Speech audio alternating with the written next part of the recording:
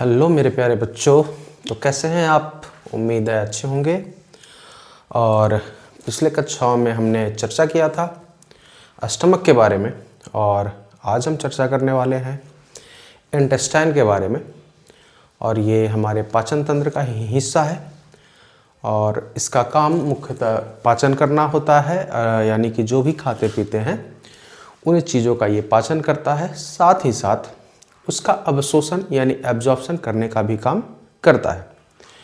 और इस आंत की अगर बात करें तो इसके दो पार्ट्स होते हैं, यानी दो आंत होते हैं हमारे अंदर। एक छोटी आंत होती है और एक बड़ी आंत होती है। हालांकि अगर बात करें कि छोटी आंत लंबाई की बात करें तो छोटी आंत की जो लंबाई होती है बड़ी आंत की अपेक्षा बड़ी होती है, और बड़ी आंत लंबाई में छोटी होती है। लेकिन छोटी आंत लंबी होने के बावजूद भी इसका नाम छोटा इसलिए है क्योंकि इसका डायमीटर अर्थात व्यास की अगर बात करें तो ये बड़ी आंत से इसका डायमीटर छोटा होता है, जबकि बड़ी आंत लंबाई में तो छोटी है लेकिन व्यास में वो बड़ी है छोटी आंत की अपेक्षा, इसलिए उसको बड़ी आंत बोला जाता है। तो छोटी आंत के भी तीन हिस्से हैं, ड्यूडेनम अर्थात ग्रहणी, जेजुनम और इलियम। तो हमें याद रखना पड़ेगा कि छोटी आंत के तीन हिस्से होते हैं। पहले का नाम है ग्रहणी अर्थात ड्यूडेनम, दूसरा जेजुनम और तीसरा इलियम। और ये सीक्वेंस आपका छोटा से बड़ा के क्रम में है, यानी सबसे छोटा हिस्सा आपका छोटी आंत का ग्रहणी है, उसके बाद जेजुनम है और सबसे बड़ा आपका इलियम होता है। ठीक उसी तरह से अगर बात करें कि बड़ी आंत के पार्ट्स की, तो ये चार हिस्सों में बटे होते हैं। अगर पहले की बात करें तो ये होता है सीकम, दूसरा हिस्सा हमारा है बड़ी आंत का जिसका नाम है कोलन,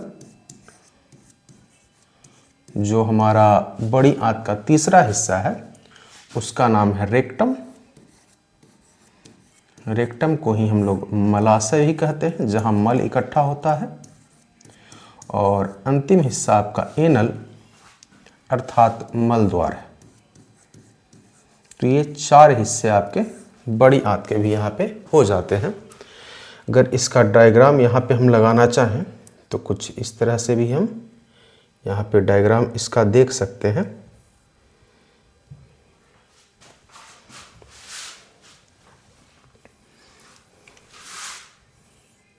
ये आप यहाँ डायग्राम देख सकते हैं। ये वाला हिस्सा जो है ये पूरा का पूरा आपका इंटेस्टाइन है, और चाहे तो इसका डायग्राम हम बना भी सकते हैं।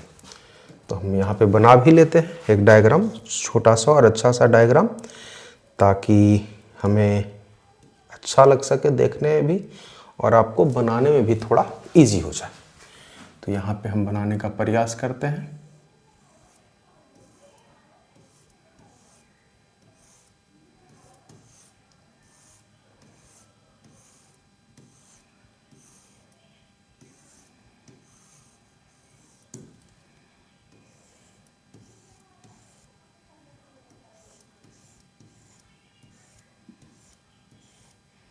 कुछ इस तरह से आप अपने कॉपी में डायग्राम बनाना चाहें तो बना भी सकते हैं।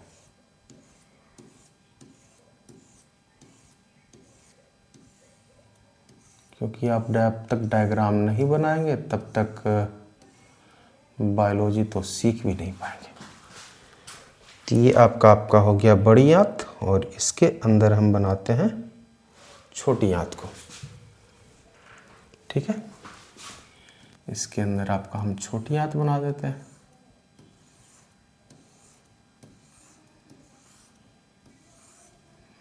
तो कुछ इजी डायग्राम है आपका इंटेस्टाइन का ये।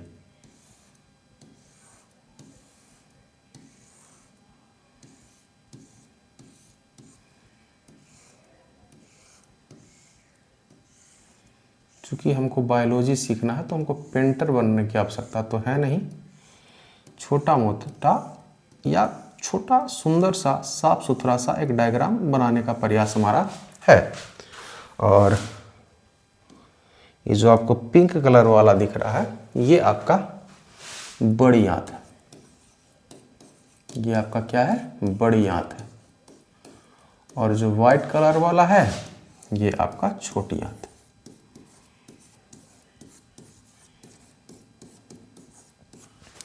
हालांकि छोटी आंत में एक ड्यूडेनम वाला हिस्सा ये यहाँ पे रहता है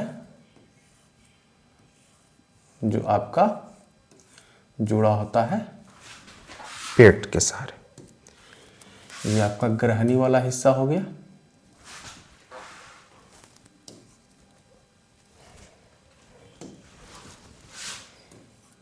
ग्रहणी हो गया ये, ठीक है। ये आपका मल द्वार हो गया। ये वाला हिस्सा आप अपेंडिक्स बोल सकते हैं इसको। हालांकि अपेंडिक्स हमारे अंदर अवशेषी अंग है और इसकी आवश्यकता अब हमको है नहीं। तो आज जो हम लोग विशेष चर्चा करने वाले हैं वो जनरली इंटेस्टाइन के बारे में ही चर्चा करने वाले हैं। और इसका मुख्य कार्य जो है भोजन का पाचन और अवशोषण करना है। और आंत की अगर बात की हम लोगों ने तो ये दो पार्ट से बट गए, छोटी आंत और बड़ी आंत। ग्रहणी छोटी आंत का हिस्सा है, जेजुनम भी छोटी आंत का हिस्सा और इलियम भी छोटी आंत का हिस्सा है। अर्थात ये छोटी आंत को 3 भागों में हमने यहाँ पे बांटने का प्रयास किया और बड़ी आंत को 4 भागों में बांटा, सीकम, कोलन, रेक्टम और मलद्वारी या एनल भी बोल सकते हैं आप इसको एनल भी बोल सकते हैं। तो बारी बारी से हम जानते हैं कि कौन सा हिस्सा क्या काम करता है। स्मॉल इंटेस्टाइन हमारे आहार नल का सबसे बड़ा हिस्सा है। यानी आहार नाल में लगभग लंबाई जो इसकी थी 32 फीट की थी और ये अकेले लगभग 25 फीट है। अकेले 25 फीट इसी का है। यानी सबसे बड़ा हिस्सा है हमारे स्मॉल इंटेस्टाइन जो है वो सबसे बड़ा हिस्सा है हमारे आहार नाल का। 25 फीट इसकी लगभग लंबाई है। और हमने आपको पहले भी बताया कि छोटी आंत के 3 मुख्य पार्ट हैं, ग्रहणी, जेजुनम और इलियम। तो चर्चा करते हैं आगे। और ग्रहणी की अगर बात करें तो ग्रहणी हमारे छोटी आंत का सबसे छोटा हिस्सा है। यानी ग्रहणी की बात करें तो ये छोटी आंत का हिस्सा है लेकिन सबसे छोटा हिस्सा है। इसकी लंबाई लगभग 7.4 फीट के आसपास होती है और इसके बीच आपका स्थित होता है। यानी ये छोटी आंत का जो ड्यूडेनम वाला हिस्सा है यानी ग्रहणी वाला हिस्सा है, इसी के आसपास एक हमारा ग्लैंड स्थित है और इस ग्लैंड का नाम है बच्चों अग्नाशय, पैनक्रियाज। आपने डायग्राम में देखा भी होगा और हम चाहें तो ये आपको दिखा भी सकते हैं। डायग्राम आपका यहाँ देखिए, ये आपका डायग्राम है और ये जो ड्यूडेनम वाला हिस्सा है, इस ड्यूडेनम वाले हिस्से के पास में देखिए ये वाला जो आपको दिख रहा है ये पैनक्रियाज है। ये क्या है? पैनक्रियाज है। तो पैनक्रियाज अर्थात अग्नाशय आपका जो है ड्यूडेनम के मध्य में स्थित है। तो वही लिखा हुआ है यहाँ पे कि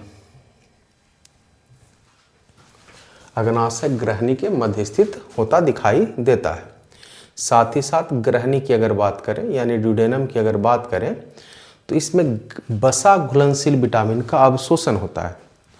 यानी कि हम एक तरीके से बात करें तो विटामिन 2 प्रकार के होते हैं, एक वसा में घुलनशील विटामिन होते हैं और एक जल में घुलनशील विटामिन होते हैं। तो ग्रहणी वसा में घुलनशील विटामिन का अवशोषण करता है। जितने भी विटामिन हैं उसमें वसा में घुलनशील विटामिन आपका है ADEK। कौन कौन सा विटामिन है? ADEK। इसके अलावा जो भी विटामिन हैं वो जल में घुलनशील होते हैं।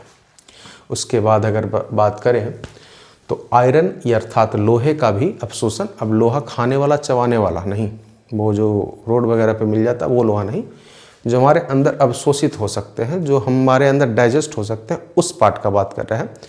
यानी कि लोहा का, आयरन का वह रूप जो हमारे ब्लड के अंदर है उसकी बात कर रहे हैं। तो आयरन का भी अवशोषण छोटी आंत के ग्रहणी वाले हिस्से में होता है। तो ग्रहणी की अगर बात करें तो यह छोटी आंत का सबसे छोटा हिस्सा है। साथ ही साथ इसकी लंबाई आपकी 7.4 फीट होती है। और अग्नाशय कहाँ स्थित है? तो ग्रहणी के मध्य स्थित है। साथ ही साथ इसमें वसा में घुलनशील विटामिन का अवशोषण होता है। और ये वसा में घुलनशील विटामिन आपके कौन है? ए, डी, ई और के। और यहाँ आयरन का भी अवशोषण होता है। जो छोटी आंत का दूसरा हिस्सा है वो आपका जैजुनम है। और ये जैजुनम जो हिस्सा है ये दूसरा सबसे बड़ा हिस्सा है, क्योंकि सबसे बड़ा हिस्सा जो छोटी आंत का वो इलियम है। छोटी आंत का दूसरा सबसे बड़ा हिस्सा है और सबसे ज़्यादा पाचन का काम छोटी आंत के जैजुनम वाले हिस्से में होते हैं। और यहाँ किसका किसका पाचन होता है? तो आप देखेंगे कि एक प्रोटीन का, कार्बोहाइड्रेट का और वसा का, यहीं पे इसका पाचन होता है। यानी सर्वाधिक पोषक पदार्थों का अगर बात करें, सर्वाधिक पोषक पदार्थों का अवशोषण कहाँ होता है? तो छोटी आंत के जैजुनम वाले में हिस्से में होता है। और इसकी लंबाई की अगर बात करें तो 8.2 फीट होती है। ठीक है, तो यहाँ पे हमने जाना कि ये छोटी आंत का दूसरा सबसे बड़ा हिस्सा है और सबसे ज़्यादा पाचन यही होता है। किसका किसका पाचन होता है?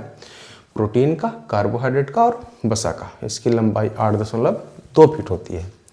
अब यहाँ पे एक चीज़ और भी लिखा हुआ है कि छोटी आंत के जैजुनम वाले हिस्से में कुछ विशेष प्रकार के अंगुलीनुमा संरचना पाई जाती है जो कि अवशोषण में सहायता करती है। यानी यहाँ पे एक अंगुलीनुमा फिंगर जैसा, ये फिंगर है, इस फिंगर के जैसा कुछ स्ट्रक्चर पाया जाता है और ये स्ट्रक्चर ही इन चीज़ों के अवशोषण में सहायता करता है। तो इस स्ट्रक्चर का नाम है विलाई एंड माइक्रोविलाई। हिंदी में बोलते हैं रंसाकुर और सूक्ष्म रंसाकुर। अगर इसके डायग्राम की अगर बात करें तो कुछ ये इस तरह का दिखता है। देखिए, यही आपका कुछ फिंगर जैसा स्ट्रक्चर है, यही आपका विलाई और माइक्रोविलाई है। तो इस तरह का स्ट्रक्चर आपका कहाँ पाया जाता है? तो जैजुनम वाले हिस्से में पाया जाता है, जो अवशोषण यानी कि एब्जॉर्प्शन में मदद करते हैं। यानी कि अगर क्वेश्चन पूछ दिया जाए कि छोटी आंत के किस हिस्से में विलाई एवं माइक्रोविलाई पाए जाते हैं, तो वो जैजुनम वाला हिस्सा है। और ये किससे मदद करता है? तो ये अवशोषण में मदद करता है। तो विलाई और माइक्रोविलाई, और ये स्ट्रक्चर कुछ आपका इस तरह से। ठीक है, आगे बात करते हैं छोटी आंत के तीसरे हिस्से की, और इसका नाम है इलियम। और ये सबसे बड़ा हिस्सा है। क्या, कौन सा हिस्सा है? सबसे बड़ा हिस्सा है। और अगर यहाँ बात करें तो यहाँ विटामिन B12 का अवशोषण होता है। तो हम बात क्या कर रहे थे कि इलियम जो है छोटी आंत का सबसे बड़ा हिस्सा है और इसकी लंबाई की भी अगर बात करें तो लगभग 9.2 फीट के आसपास इसकी लंबाई होती है। और यहाँ पे विटामिन B12 का अवशोषण और एब्जॉर्प्शन होता है। साथ ही साथ यहाँ पे इसका निर्माण भी होता है। और यहाँ निर्माण करने में एक बैक्टीरिया थोड़ा मददगार साबित होता है। उस बैक्टीरिया का नाम है स्यूडोमोनास। स्यूडोमोनास एक बैक्टीरिया है जो छोटी आंत के इलियम वाले हिस्से में रहता है। और ये बैक्टीरिया आपका विटामिन B12 के अवशोषण में मदद करता है। विटामिन B12 के संश्लेषण में मदद करता है, अर्थात निर्माण में मदद करता है, संश्लेषण में मदद करता है। तो ये स्यूडोमोनास एक बैक्टीरिया है। स्यूडोमोनास क्या है? एक बैक्टीरिया है जो छोटी आंत के इलियम वाले हिस्से में होते हैं। क्या क्लियर है? और इसकी लंबाई की अगर बात करें तो इसकी लंबाई होती है 9.2 फीट। तो लिख लेते हैं, इलियम की लंबाई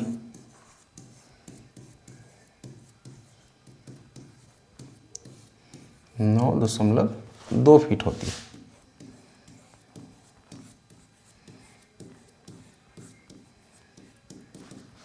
तो ये आपका छोटी आंत का तीनों हिस्सा का चर्चा था, और इसको एक बार फिर से देख लेते हैं कि ये इंटेस्टाइन के बारे में हमने पढ़ा कि पाचन और अवशोषण करता है। आंत के दो हिस्से, छोटी और बड़ी आंत। छोटी आंत के 3 हिस्से, ग्रहणी, जेजुनम और इलियम, जबकि बड़ी आंत के 4 हिस्से, सीकम, कोलन, रेक्टम और मलद्वार। उसके बाद हमने पढ़ा कि छोटी आंत शरीर का यानी आहार नाल का सबसे बड़ा हिस्सा है और इसकी लंबाई लगभग 25 फीट की होती है। 3 हिस्से होते हैं इसके, ग्रहणी, जेजुनम और इलियम। और हमने ग्रहणी के बारे में पढ़ा कि सबसे छोटा हिस्सा है ये छोटी आंत का, लंबाई 7.4 फीट है। इसके आसपास में अग्नाशय स्थित होता है, पैनक्रियाज एक ग्लैंड है। उसके बाद इसमें बसा में घुलनशील विटामिन का अवशोषण होता है और ये लोहा यानी आयरन का भी अवशोषण का कार्य करते हैं।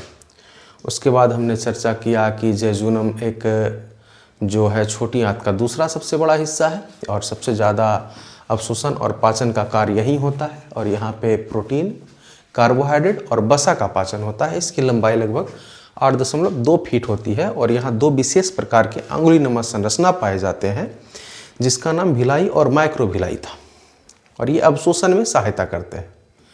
उसके बाद इलियम के बारे में पढ़ा कि सबसे बड़ा हिस्सा है, इसकी लंबाई लगभग 9.2 फीट की होती है।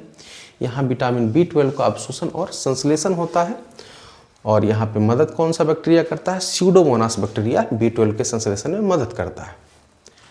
अब आते हैं बड़ी आंत पे। बड़ी आंत की लंबाई लगभग 1.5 मीटर 1.5 मीटर या 5 फीट के आसपास होता है, और यहाँ अवशोषण का कार्य होता है। क्या होता है? अवशोषण का कार्य होता है।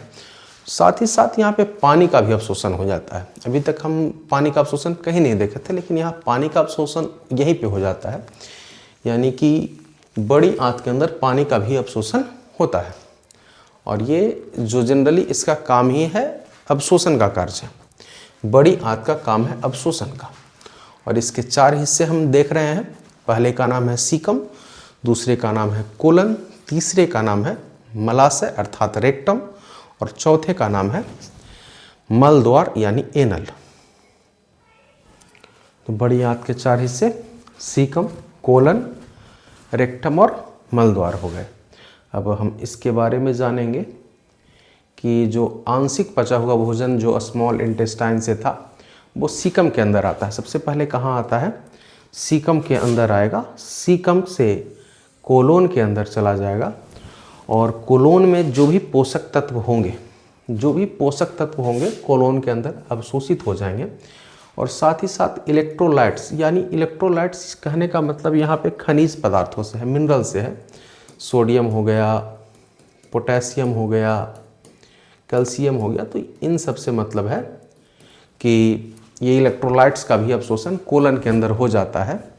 यानी यहाँ पे कोलन के अंदर पानी और पोषक तत्वों को हटा लिया जाता है, अवशोषित कर लिया जाता है, और इसके बाद पाचन का कार्य खत्म हो जाता है। अब जो भी चीज़ें कोलन के बाद जाएगा वो बिल्कुल ही अपशिष्ट पदार्थ, यानी कि हमारे शरीर में न रखने वाला पदार्थ हो, यानी हमारे शरीर में वो रहेगा तो बीमारी पैदा कर सकता है। तो बाकी कोलन के बाद वो कहाँ चले जाएंगे? शेष ठोस अपशिष्ट, जिसको मल कहा दिया। यानी कोलन के बाद जो भी आया वो क्या आया? मल आया, और वो कहाँ इकट्ठा हो जाएगा? मलाशय अर्थात रेक्टम के अंदर इकट्ठा हो जाएगा, और फिर मल द्वार के द्वारा यानी एनल के द्वारा ये क्या हो जाएगा? बाहर हो जाएगा। एनल के द्वारा ये क्या हो जाएगा? बाहर हो जाएगा। यानी सबसे पहले जब छोटी आंत से जब बड़ी आंत के अंदर भोजन आएगा तो वो सीकम के अंदर आएगा, सीकम के बाद कोलन के अंदर आएगा, और कोलन में जो अवशोषण का कार्य करना होगा, पोषक तत्व हो गए, इलेक्ट्रोलाइट्स हो गए, उसका अवशोषण हो जाएगा, और उसके बाद सिर्फ और सिर्फ जो मल बचेगा, ठोस अपशिष्ट बचेगा, वो मलाशय के अंदर इकट्ठा हो करके शरीर से क्या हो जाएगा? बाहर हो जाएगा, और ये पाचन का क्रिया क्या हो जाएगा? पूर्ण हो जाएगा। ठीक है। एक चीज़ हमने आपको शुरू में ही बताया था कि छोटी आंत का व्यास बड़ी आंत के व्यास से कम होता है, इसलिए छोटी आंत की लंबाई में बड़ी होने के बाद भी वो छोटी ही कहलाती है। तो ये चीज़ हमने पहले बता दिया है, और अगले क्लास में हम लोग पढ़ेंगे बच्चों डाइजेटिव ग्लैंड। डाइजेटिव ग्लैंड यानी पाचन ग्रंथि। तो इसकी चर्चा करेंगे हम अगले कक्षा में, यानी अगले लेक्चर में इसकी चर्चा करेंगे। अगर वीडियो पसंद आया हो बच्चों तो हमारे YouTube चैनल को सब्सक्राइब कर लें, ताकि हमारा अब आगे आने वाला वीडियो आपको मिलता रहे। तब तक के लिए धन्यवाद। जय हिंद।